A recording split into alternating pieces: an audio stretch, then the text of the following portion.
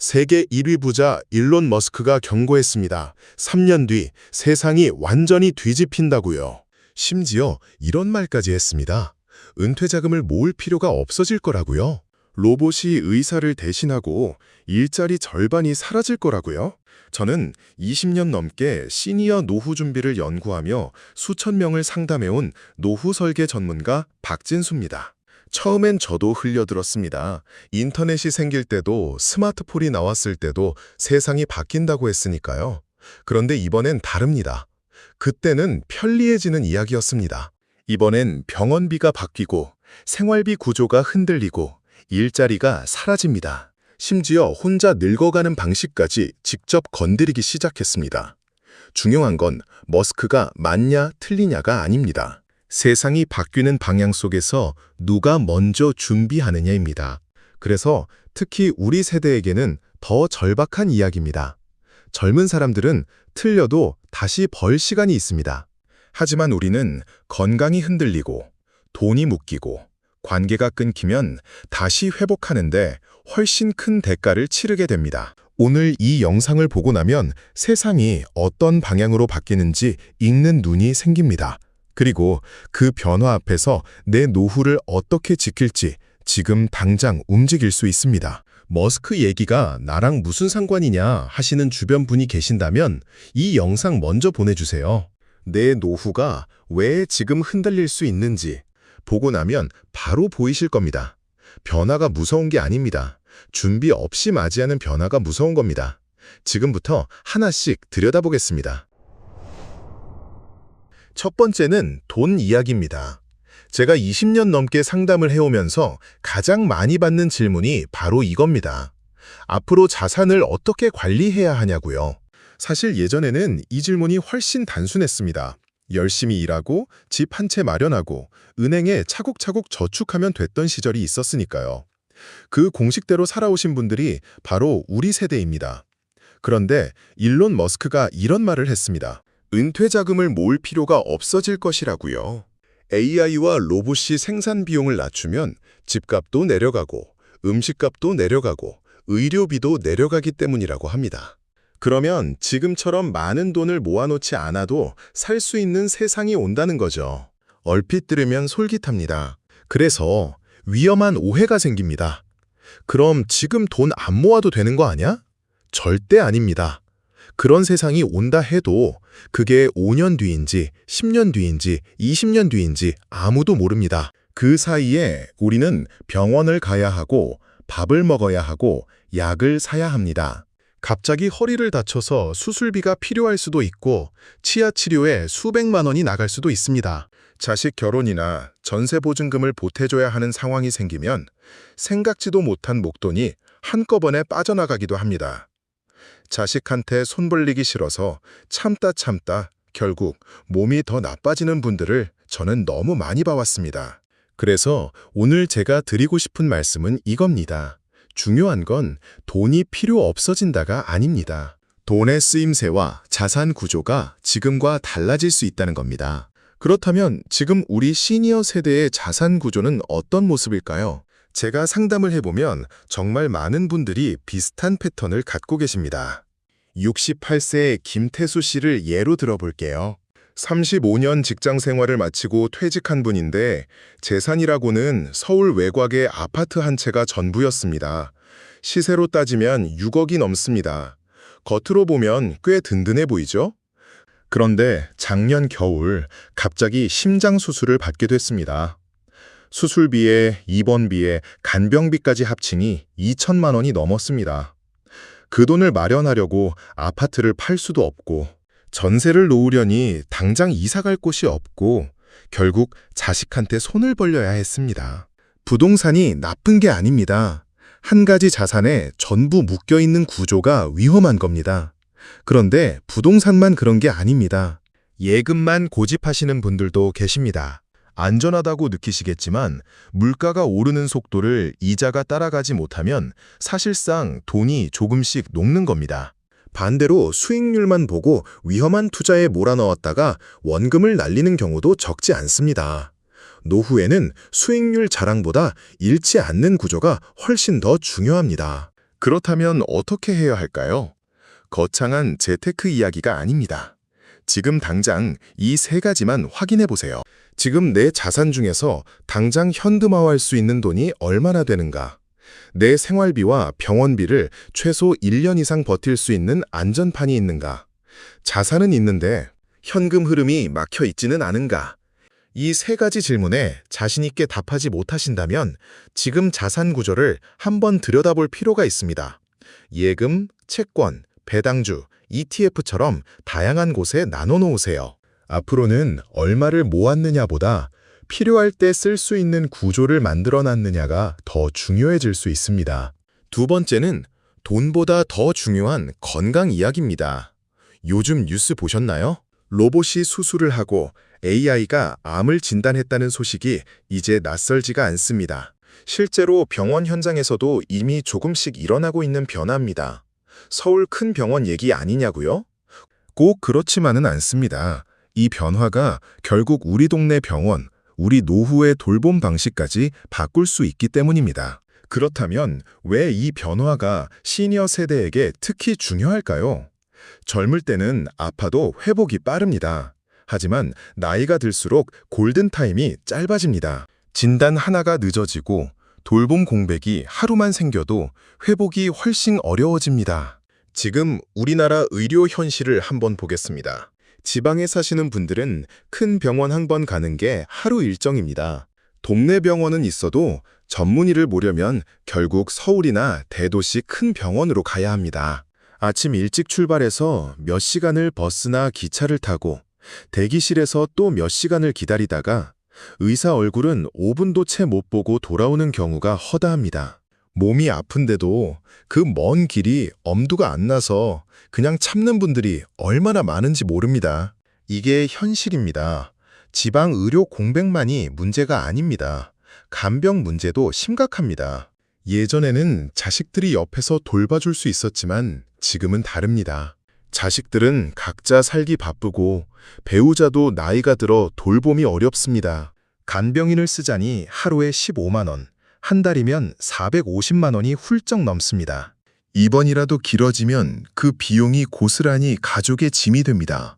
충북의 한 시골 마을에 사시는 73세 박순자 할머니 이야기입니다. 무릎이 너무 아파서 큰 병원에 가야 하는데 데려다 줄 사람이 없어서 석 달째 미루고 계셨습니다. 딸은 서울에 살고 아들은 부산에 있습니다. 혼자 버스를 갈아타고 가기엔 무릎이 너무 아프고 택시를 타자니 왕복 교통비만 10만 원이 넘습니다. 결국 할머니는 그 석 달 동안 진통제를 드시며 버티셨습니다. 병원에 가야 한다는 걸 알면서도 현실이 발목을 잡고 있는 겁니다. AI와 로봇 기술이 발전하면 박순자 할머니 같은 분들에게 원격 진료가 가능해지고 돌봄 공백이 줄어들 수 있습니다. 진단 정밀도가 높아지고 반복적인 돌봄 업무를 로봇이 보조하고 지방에서도 전문의 진료를 받을 수 있는 날이 올 수 있습니다. 그 희망은 분념이 있고 방향도 맞습니다. 그런데 현실은 어떨까요? 기대와 현실 사이에는 아직 꽤 큰 간격이 있습니다. 기술이 아무리 빠르게 발전해도 제도가 바뀌고 비용이 낮아지고 실제 보급이 이루어지기까지는 시간이 걸립니다. 로봇 수술 장비 하나 들이려면 수십억 원이 들고 보험 적용도 아직 제한적입니다. 기술은 빠르게 오는데 제도와 현실은 늘 그보다 늦게 따라옵니다. 그 사이에 낀 사람이 가장 힘듭니다. 그래서 지금 시니어가 가져야 할 태도는 언젠가 좋아지겠지가 아닙니다. 좋아지기 전까지 나는 어떻게 대비할 것인가입니다. 미래의 로봇 의사를 기다리기 전에 오늘 내 몸 상태와 돌봄 공백부터 점검해야 합니다. 건강검진을 미루고 계신 분, 지금 당장 예약하세요. 지금 드시는 약이 몇 가지인지, 언제 어떻게 드셔야 하는지 정리가 되어 있으신가요? 갑자기 응급 상황이 생겼을 때 가장 먼저 연락할 사람이 누구인지 정해 놓으셨나요? 혼자 아플 때 도움받을 수 있는 구조가 있으신가요? 이 네 가지가 지금 당장 점검해야 할 것들입니다. 로봇 의사가 오기를 기다리는 시간 동안 오늘의 내 건강을 지키는 건 결국 나 자신입니다. 세 번째는 오래 사는 것보다 더 중요한 이야기입니다. 머스크는 노화에 대해서도 흥미로운 말을 했습니다. 인간이 늙는 방식 자체를 바꿀 수 있다고요. 세포를 리셋하고 노화 시계를 되돌리는 기술이 곧 현실이 될 거라고 했습니다. 실제로 지금 전 세계 과학자들이 후성 유전학이라는 분야에서 이 연구를 활발하게 진행하고 있습니다. 쉽게 말하면 우리 몸의 세포가 나이를 먹는 방식을 조절해서 더 젊게 되돌릴 수 있는지 연구하는 겁니다. 실제로 쥐 실험에서는 노화된 세포를 젊게 되돌리는데 성공한 사례도 있습니다. 이게 왜 흥미롭냐면 지금까지 인류는 노화를 그냥 받아들여야 하는 것으로 여겼습니다. 그런데 이제는 노화 자체를 하나의 조절 가능한 과정으로 보기 시작한 겁니다. 그런데 솔직하게 말씀드리겠습니다. 이 기술이 실제로 우리 삶에 들어오기까지는 아직 시간이 꽤 걸립니다. 대중화까지의 거리, 비용의 벽, 임상검증까지의 시간. 이 모든 것을 감안하면 지금 당장 내 몸을 지켜주는 기술은 아닙니다. 그렇다면 지금 우리에게 진짜 중요한 건 뭘까요? 바로 건강수명입니다. 건강수명이라는 말 들어보셨나요? 단순히 오래 사는 게 아닙니다. 혼자 움직이고, 혼자 씻고, 혼자 걷고, 혼자 밥을 먹을 수 있는 기간을 말합니다. 100세까지 살아도 마지막 20년을 침대에 누워서 보낸다면 그게 진정한 장수일까요? 제 몸으로 움직이고, 제 발로 걷고, 스스로 밥을 차려 먹을 수 있는 시간, 그게 진짜 건강수명입니다. 그런데 건강수명을 가장 빠르게 갉아먹는 게 뭔지 아세요? 근강소입니다. 나이가 들면 아무것도 안 해도 근육이 자연스럽게 줄어듭니다. 60대부터는 매년 근육량의 1, 2%씩 줄어들기 시작하고 근육이 줄면 낙상 위험이 높아집니다. 낙상이 얼마나 무서운 결과를 가져올 수 있는지 한번 생각해 보신 적 있으신가요? 70대의 낙상으로 고관절이 골절되면 그 후 1년 안에 사망하는 경우가 20~30%에 달한다는 연구 결과가 있습니다. 골절 하나가 건강한 노후를 한순간에 바꿔버릴 수 있는 겁니다. 그래서 병원보다 먼저 챙겨야 할 건 때로는 약이 아니라 근육입니다. 77세 이한수 교장 선생님 이야기를 해드릴게요. 평생 교단에 서면서 건강관리와는 거리가 멀었던 분입니다. 퇴직 후에는 그냥 동네 산책이나 하면 되지 하며 운동은 생각도 안 하셨습니다. 그런데 어느 날 손자랑 놀다가 바닥에서 혼자 일어나지 못하는 자신을 발견하셨습니다. 그게 충격이었다고 합니다. 그날 이후 동네 헬스장에 등록하셨습니다. 처음엔 이 나이에 무슨 운동이냐 싶으셨다고 합니다. 그런데 막상 시작하고 보니 달라지기 시작했습니다. 3개월이 지나자 계단을 오르는 게 달라졌습니다. 6개월이 지나자 손자를 번쩍 안아 올릴 수 있게 됐습니다.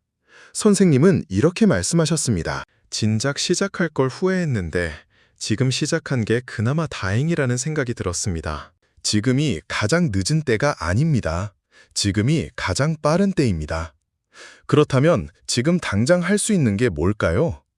거창하게 생각하실 필요 없습니다. 하루 30분 걷는 것부터 시작하세요. 하체 위주로 힘을 쓰는 동작을 꾸준히 반복하는 것만으로도 근육이 지켜집니다. 균형 감각을 잃지 않게 몸을 자주 움직여주세요. 걷기, 하체 운동, 균형 잡기. 이 세 가지가 낙상 예방에 가장 효과적인 방법입니다. 식사할 때 단백질을 조금 더 신경 쓰세요. 고기, 생선, 두부, 달걀 이런 것들이 근육을 지켜줍니다. 그리고 정기 건강검진은 빠지지 마세요. 내 몸 상태를 정확히 알아야 정확하게 대비할 수 있습니다. 오래 사는 기술보다 더 중요한 건 그 기술이 올 때까지 내 몸이 버텨주는 힘입니다. 네 번째는 일자리와 디지털 격차 이야기입니다. 머스크가 말한 변화 중에서 우리 일상에 가장 빠르게 파고들고 있는 게 바로 이겁니다. 식당에 가면 키오스크가 주문을 받고 전화를 하면 AI가 응답하고 단순한 서류 작업은 자동화 프로그램이 처리합니다. 이미 시작된 변화입니다. 예전에는 일을 잘한다는 게 성실하고 책임감 있고 경험이 많다는 뜻이었습니다. 그 기준은 지금도 여전히 중요합니다. 그런데 앞으로는 한 가지가 더 필요해졌습니다. AI와 디지털 도구를 얼마나 잘 다룰 수 있느냐입니다. 그런데 이 변화가 시니어 세대에게는 왜 특히 불리할까요? 우선 재취업 시장 자체가 좁습니다.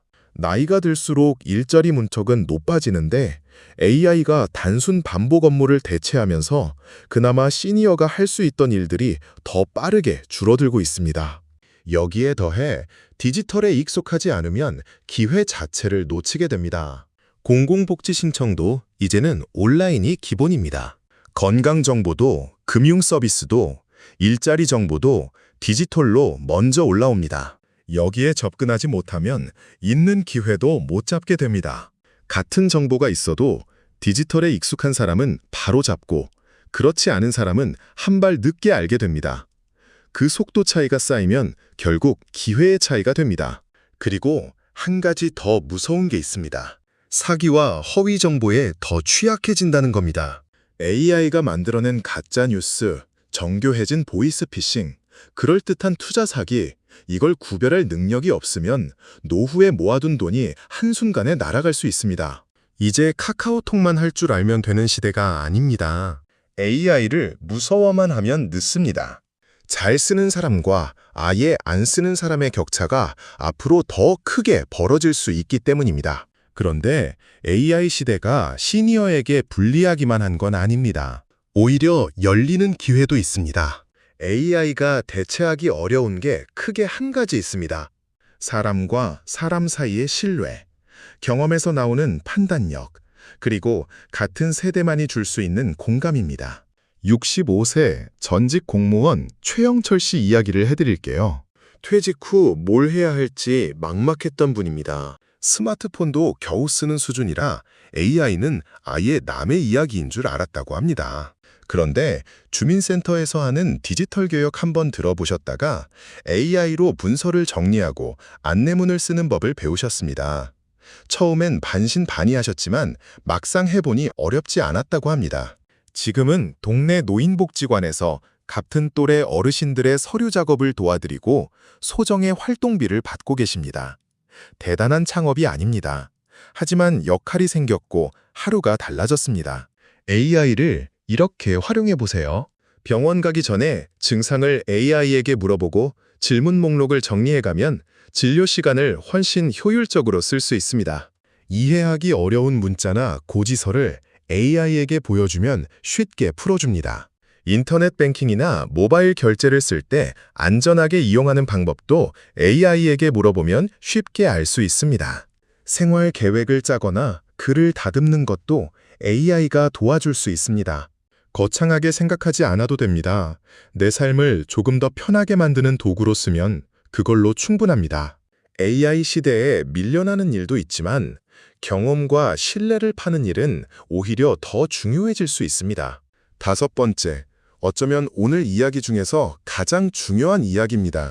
AI가 발전하고 로봇이 도와주고 의료기술이 좋아진다고 해도 그 어떤 기술도 해결해주지 못하는 게 하나 있습니다. 바로 아무도 나를 찾지 않는 삶입니다. 지금 우리나라 65세 이상 1인 가구는 전체 노인 가구의 35%를 넘어섰습니다. 셋 중 하나 이상이 혼자 삽니다. 그리고 이 숫자는 앞으로 더 빠르게 늘어납니다. 혼자 사는 것 자체가 문제는 아닙니다. 문제는 고립입니다. 연구 결과에 따르면 사회적으로 고립된 노인은 그렇지 않은 노인에 비해 치매 위험이 최대 2배 높고 심혈관 질환 위험도 크게 높아집니다. 우울감도 훨씬 깊어집니다. 외로움은 그냥 마음이 쓸쓸한 문제로 끝나지 않습니다. 건강을 갉아먹고 안전을 위협하는 문제로 이어집니다. 그런데 고립이 무서운 건 건강 문제만이 아닙니다. 아침에 쓰러졌는데 아무도 모릅니다. 며칠이 지나도 연락하는 사람이 없습니다. 누가 내 안부를 확인하는가? 내가 아플 때 누가 움직여주는가? 내가 무너지고 있을 때 누가 알아차리는가? 이 질문에 바로 떠오르는 사람이 있으신가요? 70세 이정숙 씨 이야기를 해드릴게요. 30년 넘게 간호사로 일했고 지금은 서울 외곽의 작은 아파트에 혼자 살고 계십니다. 자식 둘은 각각 미국과 부산에 있습니다. 생활은 됩니다. 요리도 하고 청소도 하고 가끔 동네 마트도 갑니다. 그런데 지난 겨울 독감으로 사흘을 알아누웠을 때 연락할 곳이 없었다고 합니다. 자식한테 전화하기엔 걱정시키기 싫고 이웃은 이름도 모르고 그냥 혼자 버텼다고 합니다. 희정숙 씨는 나중에 이런 말을 하셨습니다. 아프면서 처음 알았어요. 내가 이렇게 혼자구나. 이정숙 씨는 특별한 경우가 아닙니다. 지금 이 순간에도 비슷한 상황에 있는 분들이 주변에 있습니다. 관계가 끊기기 시작하면 외로움만 커지는 게 아닙니다. 삶 전체가 조용히 무너지기 시작합니다. 관계는 사치가 아닙니다. 노후의 안전망입니다. 그렇다면 지금 당장 어떻게 해야 할까요? 거창하게 생각하실 필요 없습니다. 주민센터나 복지관에 어떤 프로그램이 있는지 한 번만 들여다보세요. 경로당이나 소규모 모임에 나가보세요. 온라인 커뮤니티도 좋습니다. 요즘은 같은 관심사를 가진 시니어들끼리 모이는 온라인 모임도 많습니다. 그리고 무엇보다 오랫동안 연락을 못한 친구나 지인에게 오늘 전화 한 통 해보세요. 잘 지내? 한마디면 충분합니다. 그 한마디가 누군가에게는 그날을 버티게 해주는 힘이 됩니다. AI는 많은 것을 도와줄 수 있습니다. 하지만 새벽에 혼자 무서울 때 옆에 있어줄 수는 없습니다. 몸이 아플 때 등을 쓸어줄 수는 없습니다. 오랜 친구의 목소리를 대신할 수는 없습니다. 노후에는 돈만 자산이 아닙니다. 나를 기억하고 안부를 묻는 사람이 있는 것도 자산입니다. 오늘 저와 함께 5가지 이야기를 나눴습니다. 돈이 흔들릴 수 있고, 병원과 돌봄이 바뀔 수 있고, 건강수명이 더 중요해지고, 일자리 기준이 달라지고, 관계의 가치가 더 커진다는 이야기였습니다. 머스크의 예측을 전부 믿으실 필요는 없습니다. 하지만 세상이 바뀌는 방향까지 외면할 필요는 없습니다. 지금 준비해야 할 것들을 정리해드리겠습니다. 디지털 도구를 내 삶에 맞게 쓸 줄 아는 것, 건강수명을 늘리는 것, 자산 구조를 점검하는 것, 사회적 연결망을 유지하는 것, 경험을 살린 작은 수익 실험을 해보는 것, AI와 로봇 서비스에 적응하는 것, 그리고 무엇보다 변화에 열린 태도를 갖는 것입니다. 오늘 집에 가시면서 딱 3가지만 해보세요.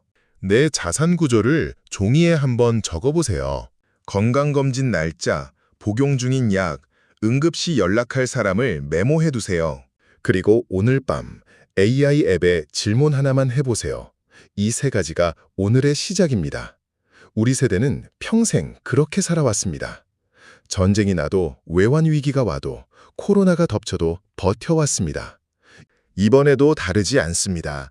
다만 이번엔 조금 더 일찍, 조금 더 현명하게 준비하면 됩니다. 노후를 지키는 건 거창한 예언이 아닙니다. 오늘의 작은 준비입니다. 미래를 정확히 맞히는 사람이 살아남는 게 아닙니다. 변화가 오기 전에 자기 삶을 점검한 사람이 덜 흔들립니다. 3년 뒤, 5년 뒤, 10년 뒤에 그때 시작하길 잘했다고 말할 수 있도록 오늘부터 하나씩 바꾸시면 됩니다. 변화가 무서운 게 아닙니다. 준비 없이 맞이하는 변화가 무서운 겁니다.